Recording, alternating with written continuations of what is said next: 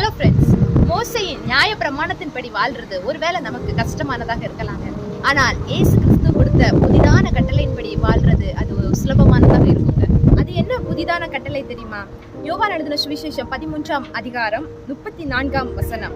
நீங்கள் ஒருவரில் ஒருவர் அன்பா இருங்கள், நான் உங்களில் அன்பா இருந்தது போல நீங்களும் ஒருவரில் ஒருவர் அன்பா என்கிற புதிதான கட்டளையே உங்களுக்கு கொடுக்கின்றேன். இது இயேசு கிறிஸ்துனுடைய புதிதான கட்டளை. அன்பு, ஆமாங்க, இயேசு கிறிஸ்துவின் அன்பு அது எப்படிப்பட்ட அன்பு தெரியுமா? நிபந்தனையற்ற அன்புங்க. யாரையுமே காயப்படுத்தாத அன்பு, எல்லாரையும் மன்னிக்கிற அன்பு, யாரையுமே வெறுக்காத அன்பு. இப்படிப்பட்ட அன்பு தாங்க இது. வெறும் மனித அன்பு மட்டும் இல்ல, இது தெய்வீக அன்பு. அதுதான் இயேசுவின் அன்பு. இந்த அன்பு தான் நமக்குள்ளாடியும் இருக்கணும், நாமளும் அப்படிதான் இருக்கணும் அப்படின்னு இயேசு கிறிஸ்து சொல்லியிருக்கிறார். தெய்வீக அன்பை காட்ட முடியாதபடிக்கு நம்முடைய வாழ்க்கையில் தடைகள் வரலாம். அந்த தடைகளை நாம் உடைத்தெறிந்து விட்டு அந்த தெய்வீக அன்பை, அந்த இயேசுவின் அன்பை நாமும் காட்ட தொடங்குவோமா? God bless you.